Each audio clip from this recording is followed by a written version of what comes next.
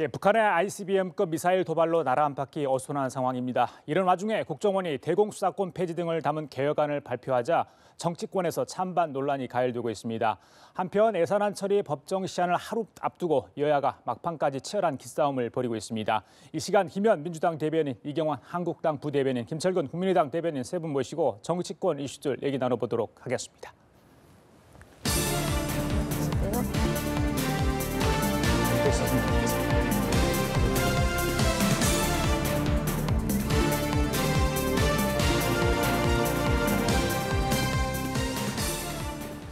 네, 오늘도 원내 교섭단체 3당 대변인 모셨습니다.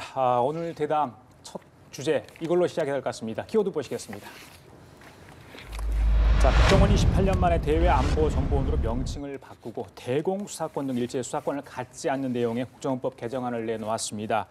보수 야당 쪽에서 강하게 반발하고 있습니다. 자, 안보 상황이 굉장히 엄중하다. 특히 북한 미사일 발사 이후와 맞물리면서 이 국정원의 대공수사권 논란이 여야 간 공방이 되고 있습니다. 먼저 각 당의 입장을 좀 들어보도록 하겠습니다. 자, 김 대변인 어떻습니까? 국정원의 개혁 필요한데 지금 대공수사권이 가장 좀 논란이 되는 것 같아요. 명칭이야 뭐 다음에 저희들이 좀 이야기할 시간이 있을 것 같고요. 어떻게 민주당 입장은 어떻습니까? 그러니까 지난 정부 때 그러니까 국정원의 개혁을 둘러싸고 국정원 제도개혁특별위원회가 구성이 된 적이 있었습니다. 지금 정세균 의장님이 위원장을 맡았고 그 여야에서 이제 의원들로 구성된 건데 그때 이제 이 국정원 제도개혁 특위가 구성됐던 이유 중에 하나가 그 국정원 여직원 감금 사건이라고 일명되지만 셀프 감금으로 인해서 댓글 공작이 드러났고 그다음에 사이버 사령부에서도 댓글 공작이 그 조직적이고 그런 일탈 행위가 나온 것에 대해서 어쨌든 국정원의 제도 개혁이 필요하다고 했었고 그때 당시에 저희가 이제 야당 시절에도 대공수사권을 전면 폐지해야 된다라는 얘기가 있었습니다. 왜냐하면 유우성 간첩 조작 사건의 후유증이 굉장히 컸기 때문이죠.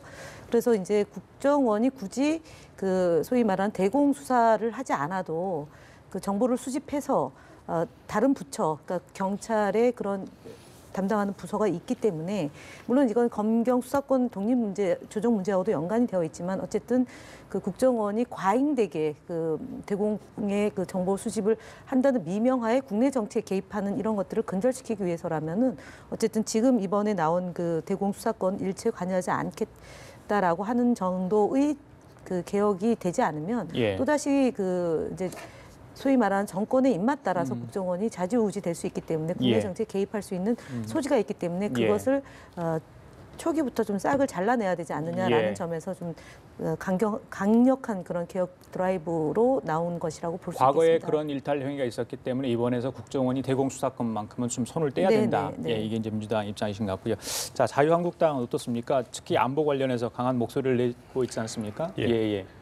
좀 전에 대변인께서 뭐 그런 이야기 하셨는데요. 정권의 입맛에 따라서 국정원이 좌지우지된다. 현 정권의 입맛에 따라서 국정이 지금 좌지우지되는 그걸 그대로 보여주는 거 아니겠습니까? 그렇게 얘기하시면. 지금 그 실제로 간첩 수사에 손을 뗀다고 하는데 간첩 수사 누가 합니까? 누가 하는 거에 대해서 아무런 대안 없이 한다는 것이 가장 큰 문제이고요. 그리고 우리 뭐 무장 해제, 그 국가안보 포기 뭐 이런 이야기는 저희들이 논평에서 했지만 그것도 중요하지만 그것보다는 기본적으로 정치 관여 때문에 국정원이 문제가 된다고 한다면 정치 관여를 못하도록 하는 것으로 충분한 것이죠. 그런데 과연 대공수사 자체를 없애는 것이 과연 맞는 이야기냐? 저는 그렇게 보지는 않습니다.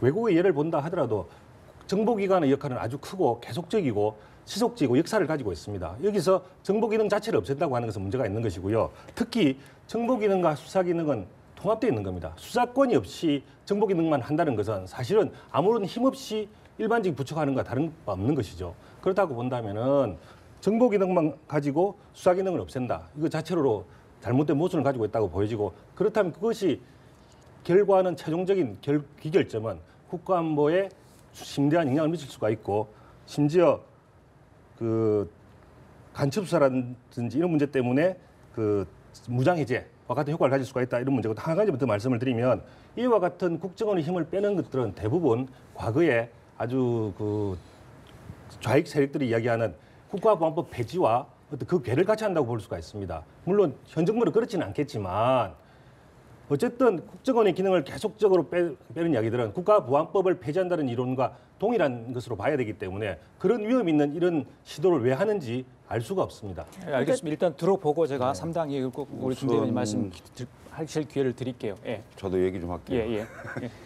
예. 1994년도에 안기부법 개정한 이래로 정보기관인 국정원에 대한 대대적인 개혁이 필요하다, 좀 불가피하다 이런 측면이 있습니다. 왜냐하면 너무나 명확하게 드러나고 있는 거예요. 댓글로 대선 개입한 의혹이 나오고 유명은 블랙리스트 만들어서 방송 출연 못하게 하고 또 방송사를 장악하려고 하는 이런 의혹들이 있고, 그다음에 김대중 대통령 노벨상 취소 청원 공작 의혹도 있고, 또 최근에는 국정원의 특갈비를 청와대에 상납하는 이런 의혹까지 있는 상황입니다. 그래서 국가의 정보기관으로서 완전히 국정원이 만신창이가 된 겁니다. 이 상태로는 국민의 신임을 얻기가 어렵습니다. 그래서 저는 국정원에 대한 대대적인 개혁이 필요하다라는 거고요. 두 가지 측면이 있습니다. 우선 정권의 국정원에서 국민의 국정원으로 바꿔줘야 된다. 그럼 정권의 국정원이 안 되려면 어떻게 해야 되느냐? 그건 가장 큰 문제는 국정원이 대통령 직속기관입니다. 그래서 대통령의 국정원 원장을 비롯한 간부들의 인사에 대한 국회에 어느 정도 견제 장치가 좀 있어야 된다. 이런 문제하고요. 두 번째는 권력 남용과 그다음에 정보기관에 있어의 권력 분산 문제까지 해서 국회에서 국회 정보위에서 이제 국정원법 개정안을 다루게 되겠죠. 심도 있는 논의가 우선 필요하고요. 그다음에 두 번째는 업무 영역에 관련된 문제입니다. 그러니까 국정원에서 이른바 수사권까지 해야 되느냐. 이 문제는 사실은 대공수사권에 대해서 지금까지 국정원의 인권 침해 사례는 제가 일일이 거론하지 않더라도 중앙정보부, 안기부, 국정원으로 내려오면서 엄청나게 많은 일들이 있었다는 건 국민들이 다 알 겁니다. 이런 걸 본다면은 국내 정치를 개입을 금지하고 그다음에 정보는 수집하되 예를 들면 대공수사권 문제는 다른 기관에 적절한 기관에 어떻게 이관하는 문제까지를 같이 포함해서 논의할 시점이 된 게 아닌가 이렇게 생각합니다. 알겠습니다. 그러니까 지금 그 자유한국당에서 사실을 왜곡을 하십니다. 무슨 국가보안법을 폐지하는 주장과 맥을 같이 한다는 얘기, 그다음 정권의 입맛 따라 하니까 이 정권의 입맛 따라서 국가정보원을 그 다른 이름으로 바꾸고 대공수사 부분을 안 한다고 하는데, 사실 자유한국당은 기본적으로 국정원의 지금 오늘날 국정원 이 지경으로 망가진 점에 대해서 사과부터 하시는 게 도리이죠. 유우성 간첩 조작 사건, 그다음에 댓글 공작, NLL 발췌본 흔들고 그것도 모자라서 NLL 그 정보 한 거 아닙니까? 그다음에 기밀 사항이었습니다. 기밀 문건을 이 1급 기밀 사항을 2급 기밀 사항으로 낮추고요. 그거도 없이 국가 정상원 간의 대화록을 대통령의 지시에 의해서 원세훈 전 국정원장이 2급으로 낮췄지 않습니까? 그러고 발췌본을 12월 14일 날 2012년 12월 14일 날 대선 5일 전에 김무성 당시 선대본부장께서 그것을 선거에 이용한 거 아닙니까? 그러고도 부족해서 유우성 간첩 조작 사건을 덮기 위해서 NLL 발췌본을 또 남재준 전 국정원장 시절에 흔들었던 거 아닙니까? 이런 일들, 국가 정상 간의 회담 내용조차도 국내 정치에 개입시키고 악용했던 그런 국정원입니다. 그럼 당연히 해체되고 새롭게 거듭나야 되는 것이 맞는 거고요. 당위성에 대해서 충분히 그다음에 대공수사도요. 이것이 누가 하냐? 경찰에 대공수사과가 있고요. 그리고 조사를 하고 있습니다. 수사를 담당하고 있습니다. 그렇죠. 70% 가까이 현재 간첩 또는 이런 그 소위 탈북자들이 이 대한민국으로 와서 정착하는 과정과 그다음에 여기에 A, B, C, D 등급으로 나눠진 그거를 관리하는 대상이 바로 경찰이 하고 있는 겁니다. 이 경찰에서 하는 것을 조력을 받아서 국정원이 하는 건데, 국정원이 무리하게 간첩을 조작했던 사건이 벌어졌던 거 아닙니까?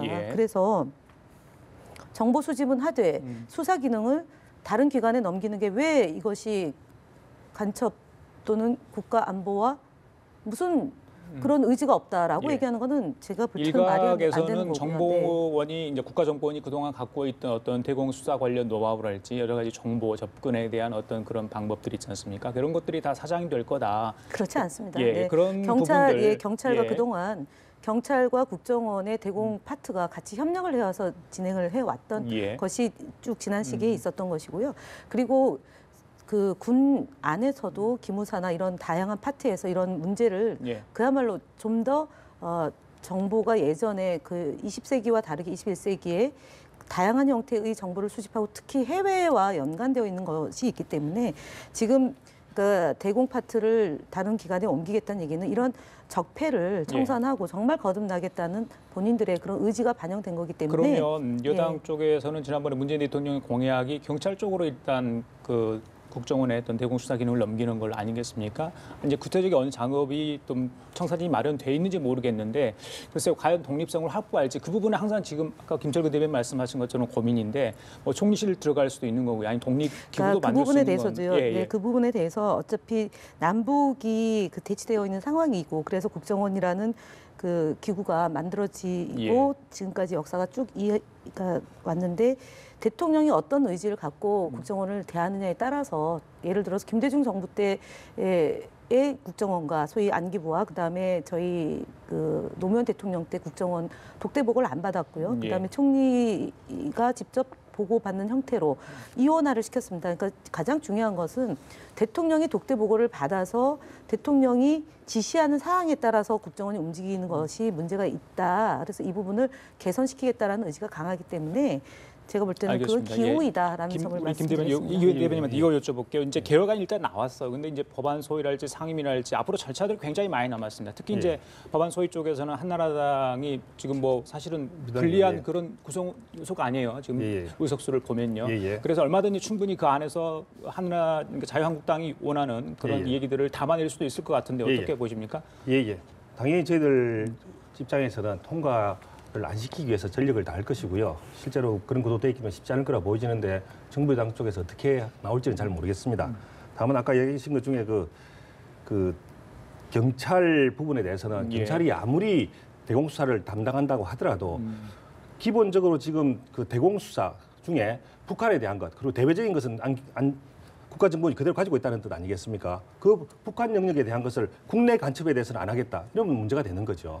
실제로 그렇게 본다면 국내 간첩이라든지 북한과의 대외적인 북한과의 관계에서 통합적으로 보게 된다면 그렇다고 한다면 같이 통합돼서 반드시 대간첩 기능을 가지고 있는 게 맞다라고 본다면 수사 기능을 같이 가는 게 맞고요. 그리고 아까 그 국가정보원이 잘못된 것에 대해서는 그 잘못된 부분만 이렇게 도려내면 되는 것이지 과연 전체를 이렇게 틀을 바꾸는 것이 과연 국정원이 본래의 존립 목적, 국가안보와 관련된 이 존립 목적에 과연 이 핵심적인 기초를 없애는 속에서 이 과연 가능한지 알 수가 없습니다. 알겠습니다. 세 분 중에 논의를 시작해야 될 단계고요. 그러니까 아까도 말씀드렸듯이 지금 뭐 노무현 대통령 때는 뭐 독대를 안 했다, 뭐 총리가 했다, 뭐 DJ 때 국정원과 그 보수 정권의 국정원이 의지가 다른 거 아니냐 이런 그 접근을 하시는데 저는 의지의 문제는 아니라고 봐요. 그러니까 대통령이 임명권을 가지고 있고 언제든지 지시가 가능한 이 상황을 얼마만큼 견제하고 차단을 해낼 수 있느냐. 그래서 이른바 정권의 국정원이 아닌 국민의 국정원으로 탈바꿈할 수 있는 그런 견제 장치들을 얼마만큼 두느냐. 이거에 대한 고심을 해야 되는 거예요, 사실은. 그리고 국정원 개혁위원회에서 공고안을 냈습니다만 국정원에서 이게 대공수사권을 이관하거나 폐지하겠다고만 하는데 이게 이 부분이 반드시 필요하다는 건 또 인정한단 말이죠. 그럼 그 부분을 어떻게 할 것인가에 대해서 사실 정부 내에서 상당한 숙성 기간을 통해서 발표를 해야 되는데 아직도 야당 하듯이 일단 던져놓고 이렇게 한다는 게 좀 안타까운 측면이 있습니다. 숙성의 기간이 필요하다. 자, 세 분 중에 누가 가장 외국어 실력이 뛰어나신지 모르겠어요. 이 명칭 가지고요. 지금 뭐 대외 안보 정보원으로 일단 이렇게 하겠다 했습니다. 이게 이렇게 확정이 될지 잘 모르겠어요. 근데 이걸 영어 약칭으로 하다 보니까 아이시스 이슬람 과격 그 이슬람 국가 있잖아요. 단체 테러 단체 이름하고 이렇게 약자가 똑같아요. 약칭이 하다 보니까. 그래서 이걸 이렇게 가면 뭐 이미지가 되겠냐. 한국을 대표하는 국가 정보기관의 명칭이 영어 약칭이 돼서는 안 된다. 이런 지적이 있던데 뭐 간단히 뭐 제가 그 정보위원들한테 이제 이 내용을 좀 문의를 해봤습니다. 그 대외 안보 정보원 이 명칭에 대해서 정보위원들도 명칭 자체가 좀 가벼워 보인다. 또 연구소 같은 느낌이 든다. 이런 얘기를 하더라고요. 그래서 제안이 이렇게 되긴 했지만 실제로 입법 과정에서는 이 명칭이 채택될 될지 여부는 좀 지켜봐야 되는데 제가 보는 채택 안 될 가능성이 더 높을 것 같아요. 그래요?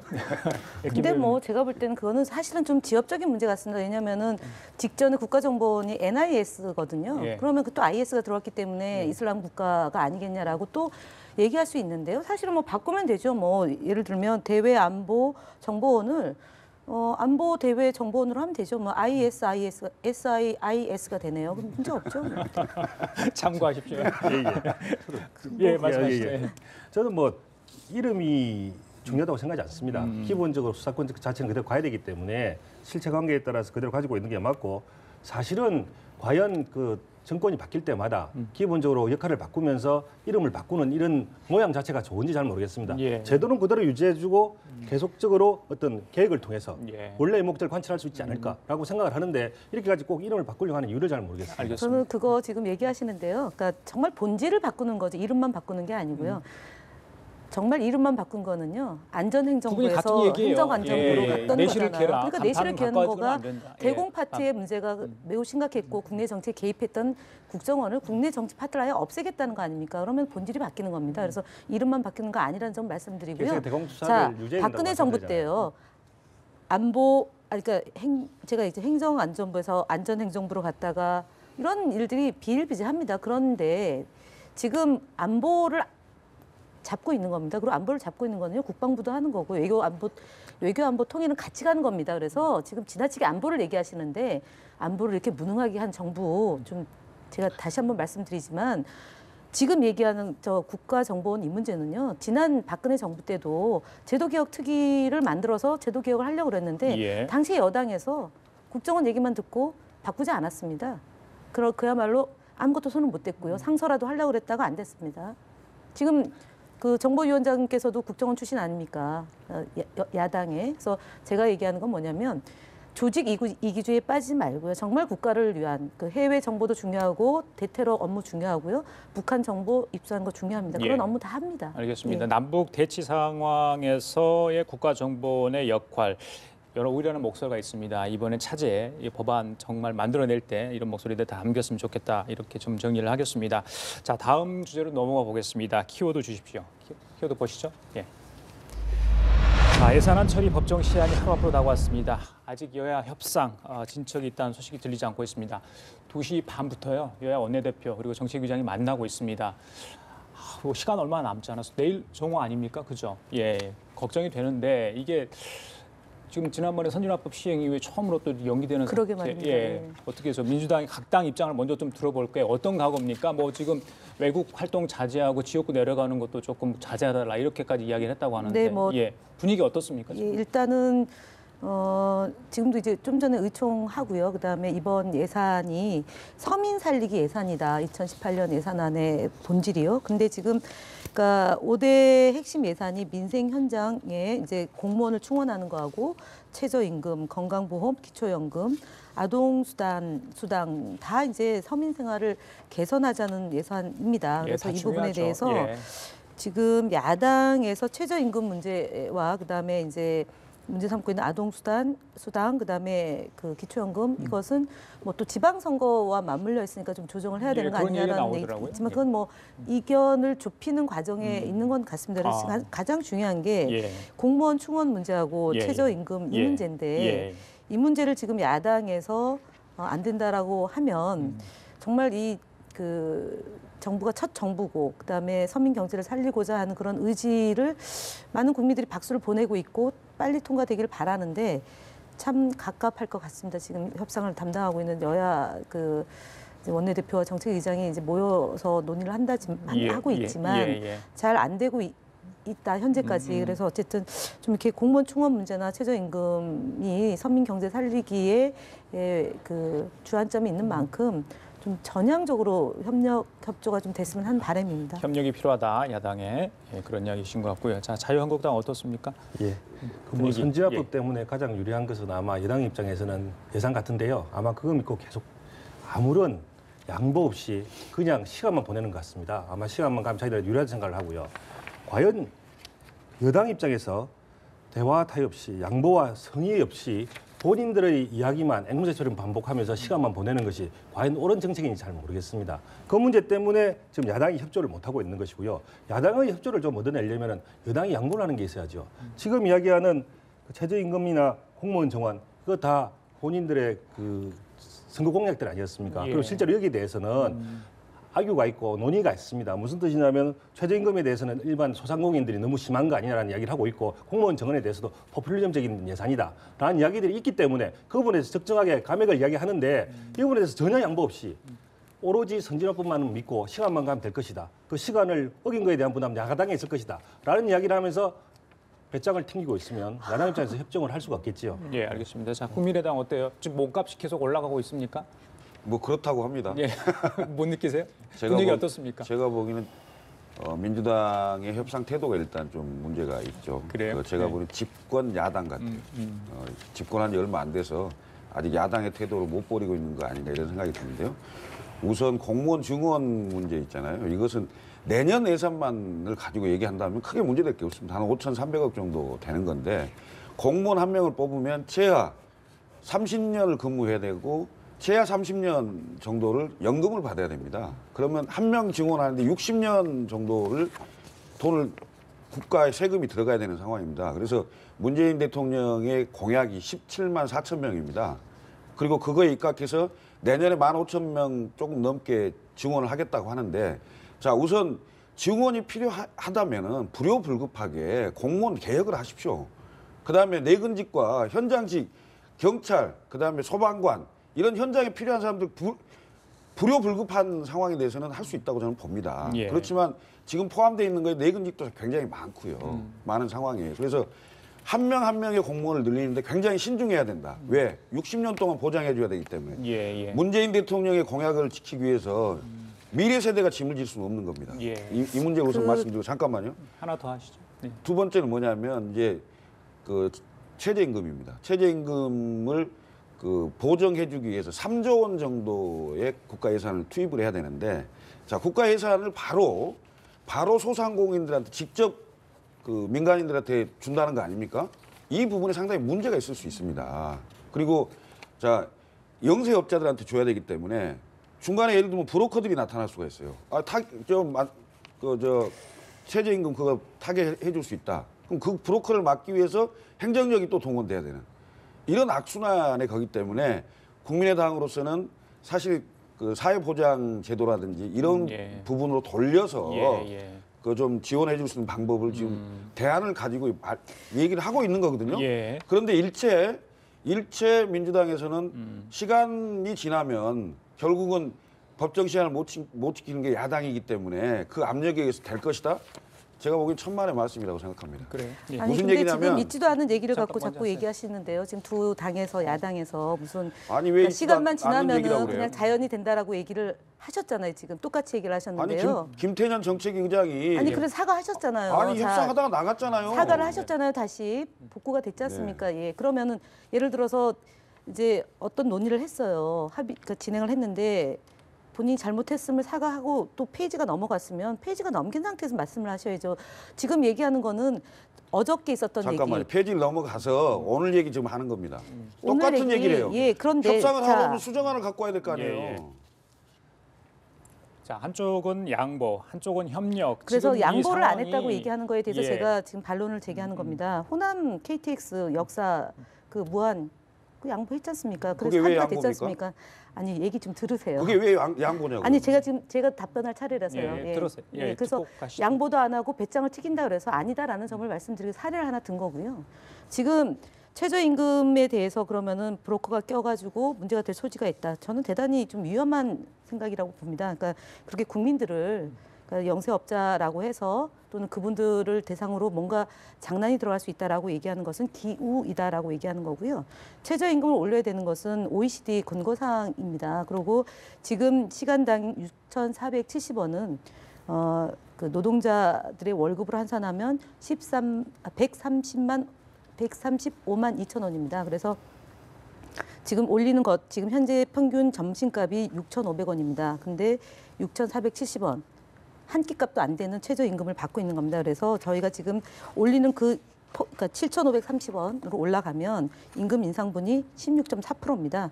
그래서 환산하면은 22만 원, 한 달로 계산하면 22만 원 정도가 오르는데 내년에 한해서 그런 그 영세 상공인 업자들이 피해를 보기 때문에 내년에 한해서 3조 원을 지금 예산을 확보하자라는 취지입니다. 그래서 제가 말씀드린 것은 그러니까 소위 말하는 소시민들 또는 그런 영세한 분들에게 도움을 주고 그다음에 아랫목과 윗목을 골고루 좀 따뜻하게 해야지만 경제가 활성화되고 특히 청년 일자리, 공무원 충당의 문제는 청년 일자리를 좀 좋은 일자리 도 있지만 그래서 청년들이 지금 실업률이 대단히 문제가 생기고 그다음에 그 체감 지수가 높기 때문에 공무원 충당을 얘기하는 건데 60년 걸쳐서 한 명을 늘리는 것에 대해서 심각하게 검토를 해야 된다고 알겠습니다. 하지만 저희가 지난 정부에 또는 지지난 정부에 벌어졌던 정말 낭비됐던 요소들이 많이 있습니다. 그래서 그것들을 그런 일이 벌어져서 안 된다는 생각을 갖고 등장한 정부입니다. 그래서 예산이 낭비됨이 없이 그다음에 불효불급한 예산으로 책정된 것이다라는 점을 다시 한번 말씀을 드리고요. 시간이 지나면 자연히 해결된다 보지 않습니다. 왜냐하면 이것이 예를 들어 정부 원안대로 표결에 가더라도 이것이 현재 여야 구조 의석수가 150석이 안 되기 때문에 부결될 가능성이 높습니다. 그렇기 때문에 여야 대표와 원내대표와 정책위장이 머리를 맞대고 지금 논의를 하고 있는데 알겠습니다. 정작 지금 두 분께서는 안 될 거다라고 생각하고 배짱 부린다라고 얘기하는 것이 사실이 아니다라는 점을 말씀드립니다. 왜 지금 이야기들이 진척이 안 되고 있는지를 시청자분들이 아마 여실히 이 시간을 통해서 아마 보고 계실 것 같습니다. 자, 이게 9개 쟁점 법안이 물론 많이 있는데요. 물론 민감한 상황이고 여당 쪽에서 주장하는 이 예산안을 만들어내는 취지와 당위성, 근거가 있다고 보죠. 근데 야당 쪽에서도 또 그런 목소리를 낼 수 있는 건 충분한 근거가 있다고 저는 인정을 하겠습니다. 그래서 서로 뭔가 합의를 하고 양보를 이뤄내가지고 그 시한에 맞춰보자는 게 가장 큰 아니겠습니까? 그런데 아직까지 그런 진척은 전혀 없다. 아직까지 소식이 들려오지 않고 있는 상황입니다. 자, 이제 김현 대변인 하나 여쭤볼게요. 아까 그 KTX 호남 정책 관련해서 그걸 양보를 하셨는데 거기에 대한 좀 답변을 하셔야 될 것 같은데. 아니, 그 양보라기 합의가 됐다는 점을 말씀드린 겁니다. 제가 말씀드린 거는 합의입니까? 합의가 된 겁니다. 그러니까 국민의당과 더불어민주당의 호남권에 그런 이해가 있었던 것이고요. 정차 시간이 길어짐으로 인해서 또 불만이 나올 수 있지만 어쨌든 서로 양보와 타협을 통해서 합의가 됐다는 점을 말씀드린 겁니다. 제가 그 점은 꼭 얘기를 해야 되겠습니다. 왜냐하면 호남 고속철도 2단계 사업에 그 예산을 3천억 예산을 신청을 했어요. 신청했는데 154억 반영됐습니다. 그래서 저희가 호남 SOC 차별이다. 2단계 사업을 대표적으로 얘기를 했습니다. 근데 민주당 의원들과 많은 분들이 민주당 관계자들은 차별이 아니다 하고 엄청 강변을 했거든요. 강변을 했고 실제로 정부 발표 하루 전에 양당이 이제 촉구하는 식으로 그런 형식으로 합의를 한 겁니다만은 그건 제가 보기엔 양보가 아니고 우리가 엄청나게 주장했는데 늦게나마 민주당이 같이 해줘서 감사하다는 거고요.